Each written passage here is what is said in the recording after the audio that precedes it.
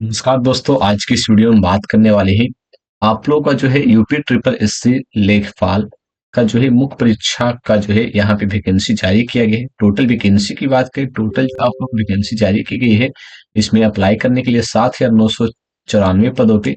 तो इस वीडियो में हम बात करने वाले हैं इसके बारे में कि कब तक आप लोग फॉर्म फिलअप होगा, क्या इसमें एलिजिबिलिटी रखा गया है, कौन से कैंडिडेट इस फॉर्म को भर सकते हैं और साथ में इसके डिटेल सिलेबस क्या रहने वाला है। ये सारी चीजें आप लोग इस वीडियो में डिस्कस करने वाले हैं, तो आप लोग इस वीडियो को पूरा जरूर देखिएगा। सबसे पहले बात करते हैं, तो इसका जो नोटिफिकेशन आप लोगों को आया था, जो आप लोग यहाँ पे देख पा रहे होंगे, यहाँ पर आप लोग को देखने को मिल रहा होगा उत्तर प्रदेश अधीनस्थ सेवा चयन आयोग लखनऊ विज्ञापन संख्या आप लोगों को मेंशन किया गया है। लेखपाल मुख्य परीक्षा यहाँ पर आप लोगों को मेंशन कर दिया गया 2025, जो आप लोगों का यहाँ पे आवेदन संख्या है। विज्ञापन प्रकाशन जो हुआ था आप लोगों को 16 दिसंबर 2025 को, और यहाँ अप्लाई जो होने वाला है 29 दिसंबर 2025 से। 29 दिसंबर से ये जो फॉर्म है अप्लाई होना स्टार्ट हो जाएगा। और यहाँ पर बात कर लेते हैं कि लास्ट डेट रहेगा इस फॉर्म को अप्लाई करने के लिए 28 जनवरी 2026 तक। और यहाँ पे जो आप लोग का शुल्क जमा करने का लास्ट डेट रहेगा 4 फरवरी 2026 तक। आगे बात करते हैं, तो आगे हम बात करेंगे यहाँ पे। तो सबसे पहले तो आप लोगों को हमने डेट बता ही चुके हैं कि कब से कब तक आप लोग अप्लाई कर सकते हैं। टोटल जो यहाँ पे लेखपाल पदों के लिए वैकेंसी जारी की गई है 7,994 पदों के लिए। ये ऑनलाइन आवेदन कर सकते हैं। यहाँ पर आप लोगों को दिया गया भारत के नागरिक, भारत के अगर कोई नागरिक है, वो कोई भी स्टेट का हो, वो इस फॉर्म को अप्लाई कर पाएंगे, ये आप लोगों को दिया गया है। वहीं बात कर लेते हैं यहाँ पे कि लेखपाल मुख्य परीक्षा के लिए यहाँ पे जो है आप लोगों को प्रीलिम्स यानी कि पीटी 2025 अगर आप लोगों ने दिया है तो आप इस फॉर्म को भर सकते हैं। यानी कि जो एलिजिबिलिटी आप लोग को रखा गया है इस फॉर्म को फिलअप करने के लिए, कि आप लोगों को पीटी 2025 का फॉर्म फिलअप किए होंगे और उसमें जो है आप लोग को नॉर्मलाइज स्कोर के आधार पर मेरिट के अनुसार शॉर्टलिस्ट किए गए होंगे। अभ्यर्थियों को मुख्य परीक्षा में प्रतिभाग करने का अवसर प्रदान किया जाएगा। प्रारंभिक अर्हता परीक्षा 2025 में वास्तविक एब्सोल्यूट स्कोर अथवा नॉर्मलाइज स्कोर शून्य या उससे कम नकारात्मक अंक प्राप्त करने वाले अभ्यर्थियों को मुख्य परीक्षा हेतु शॉर्ट लिस्टेड नहीं किया जाएगा। यानी कि अगर आप लोगों को पीटी 2025 एग्जामिनेशन दिए होंगे, अगर उसमें एक नंबर भी है, तो आप लोग इस फॉर्म को भर पाएंगे। ठीक है, ये आप लोगों को दिया गया है। यहाँ पर आप लोगों को फिर आगे दिया गया है, परंतु यह प्रारंभिक अर्हता परीक्षा 2025 के परिणाम में आयोग स्तर के से जांच के अधीन अंडर इन्वेस्टिगेशन और बंधे प्रोविजनल चिन्हित किए गए हैं।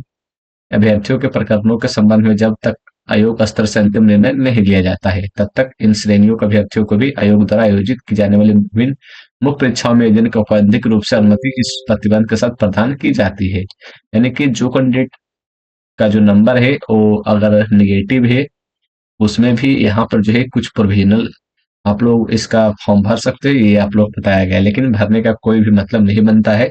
तो जिनका भी सही स्कोर है पीटी 2025 में, वही लोग इस फॉर्म को अप्लाई कीजिएगा तो ज्यादा बेहतर है।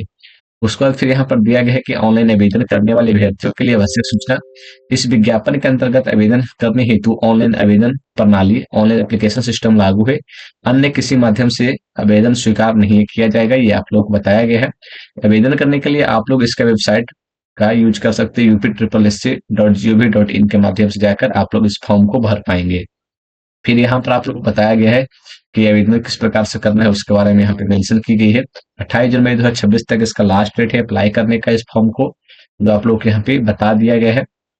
ठीक है, आवेदन की प्रक्रिया के बारे में यहाँ पे आप लोग को मेंशन कर दिया गया है, जो आप लोगों को देख सकते हैं, आप लोगों को दिया गया है। हम आगे बात करते हैं मुख्य बातों की। बात कर लेते हैं यहाँ पे फीस के बारे में। जो फीस आप लोगों को भुगतान करना है, वो कितना करना है, आप लोग को मेंशन किया गया, ऑनलाइन माध्यम से करना है। और जो फीस आप लोग को लगेगा, तो यहाँ देख सकते हैं कि जो फीस आप लोग को रखा गया है, जनरल वाले जो कैंडिडेट होंगे उनके लिए 25 रुपया। उसी प्रकार से जो अन्य पिछड़ा वाले लोग होंगे उनके लिए 25 रुपया, अनुसूचित जाति 25 रुपया, और यहाँ पे अनुसूचित जनजाति सभी के लिए यहाँ पर जो है टोटल जो फीस रखा गया है इस फॉर्म को अप्लाई करने के लिए 25 रुपया रखा गया है। और यहाँ पे उसके बाद फिर आप लोगों को मेंशन किया गया है पदों के बारे में। जैसा कि आप लोग यहाँ देख सकते हैं, कुल जितने भी पद आप लोगों को जारी किया गया है, उसमें आप लोगों को कौन कौन सा पद, कितने कितने सीटें कौन से पद में, इसके बारे में जानकारी दी गई है। सबसे पहले तो आप लोगों को दिया गया है राजस्व परिषद उत्तर प्रदेश, यहाँ पे आप लोग को मेंशन किया गया है। लेखपाल पदों के लिए पद नाम यहाँ पे मेंशन किया गया है। ये आप लोगों को मैट्रिक्स लेवल होने वाले हैं। वेतन ग्रेड पे आप लोग को मिलेगा, जिसमें आप लोग को लेवल 3 रहेगा। वेतन न्यूनतम आप लोग को बताया गया है 21,700 रहेगा, अधिकतम 69 और 100 के बीच में रहने वाला है। अनारक्षित के लिए यहाँ पर 4,165 सीटों की संख्या दी गई है। अनुसूचित जाति के लिए 1,446 है, और जो अनुसूचित जनजाति है उनके लिए 150 है। अन्य पिछड़ा वर्ग के लिए 1,441 है, और आर्थिक रूप से कमजोर वाले कैंडिडेट के लिए 792 सीटों की संख्या यहाँ पे मेंशन किया गया है। वहीं बात कर लेते हैं टोटल जो यहाँ पे पोस्ट जारी की गई है, टोटल पोस्ट 7,994 जारी किया गया है। आगे बात करते हैं, तो आगे यहाँ पर आप लोग को जो दूसरा आप लोग को दिया गया राजस्व परिषद उत्तर प्रदेश लेखपाल के लिए, जिसमें आप लोग को यहाँ पे संग्राम सेनानी के लिए है, यानी कि जो भी कैंडिडेट के दादा नाना या फिर जो उसके फैमिली है, उनके फैमिली है, रिलेटिव है, ब्लड ग्रुप के जो भी ब्लड ग्रुप है उनमें अगर कोई भी सेनानी रहे हैं तो उनको अलग से छूट दिया जाएगा, उसके बारे में यहाँ पे मेंशन किया गया है। उनके लिए यहाँ पे कुछ सीटें यहाँ पे रिजर्व किया गया है। साथ में यहाँ पर आप लोग को महिला के लिए अलग से यहाँ पे 1592 सीटों रिजर्व की गई है, इसके बारे में जानकारी दिया गया है। आगे बात कर शैक्षणिक योग्यता के बारे में बात करें, तो शैक्षणिक योग्यता आप लोग को यहाँ पे मेंशन किया गया है कि माध्यमिक शिक्षा परिषद उत्तर प्रदेश की इंटरमीडिएट परीक्षा या सरकार द्वारा इसके समकक्ष मान्यता प्राप्त कोई अन्य परीक्षा उत्तीर्ण होना आवश्यक है, यानी कि आप लोग को इंटरमीडिएट होना चाहिए इस फॉर्म को फिलअप करने के लिए, नहीं तो आप लोग को इससे रिलेटेड इसके लेवल का कोई भी अदर सर्टिफिकेट होना चाहिए, जो आप लोग के यहाँ पे मेंशन किया गया है। ठीक है, उसके बाद फिर आप लोग को दिया गया अधिमानी अहर्ता। उत्तर प्रदेश लेखपाल सेवा नियमावली के अनुसार यहाँ पर बताया गया है कि सेना में न्यूनतम 2 वर्ष की अवधि तक सेवा की हो या राष्ट्रीय कैडेट कोर बी प्रमाण पत्र प्राप्त किया हो। ठीक है, अधिमानी अहर्ता के लिए यहाँ पे अलग से यहाँ पे जो है बताया गया है कि जो कैंडिडेट यहाँ पे मेंशन कर दिया गया है कि जो भी कैंडिडेट सेना में न्यूनतम 2 वर्ष अगर उन्होंने सेवा किया है या फिर राष्ट्रीय कैडेट कोर में बी प्रमाण पत्र प्राप्त किया हो, उनको अलग से भी छूट दिया जाएगा जो कैंडिडेट के सर्टिफिकेट रहने वाला है। ठीक है, यहाँ पर आगे बात किया गया है कि इसका जो एज लिमिट रहेगा इस फॉर्म को भरने के लिए, लेखपाल वाले जो फॉर्म है उसके लिए यहाँ पे 18 वर्ष की आयु प्राप्त कर ली हो, 40 वर्ष से अधिक आयु प्राप्त ना की हो, यानी कि यहाँ पे 18 वर्ष से लेकर 40 वर्ष के सभी कैंडिडेट इस फॉर्म को भर पाएंगे, ये आप लोगों को बताया गया है। चयन का आधार यहाँ पर जो बताया गया है कि चयन किस प्रकार से किया जाएगा उसके बारे में मेंशन किया गया है कि किस प्रकार से किया जाएगा, उसके बारे में आप लोग को इसमें बताया गया है। चलिए आप लोग बता देते हैं। लिखित परीक्षा लिया जाएगा, जिसमें आप लोग देख सकते हैं, जिसका जो है पाठ्यक्रम इस प्रकार से होने वाला। लिखित परीक्षा में एक प्रश्न पत्र होगा जिसमें कुल 100 प्रश्न होंगे, जो आप लोग यहाँ पे मेंशन कर दिया गया। समय जो रहेगा 2 घंटा होगा। ठीक है, यानी कि 2 घंटा का समय मिलेगा इस इसका आप लोगों का आंसर लिखने के लिए, जिसमें आप लोग बताया प्रत्येक प्रश्न 1 अंक का होगा। प्रत्येक गलत उत्तर के लिए ऋणात्मक अंकन का प्रावधान होगा, से उस प्रश्न हेतु निर्धारित अंक का यहाँ 25% होगा, यानी कि 0.25, यानी कि कह सकते हैं 1/4 होगा।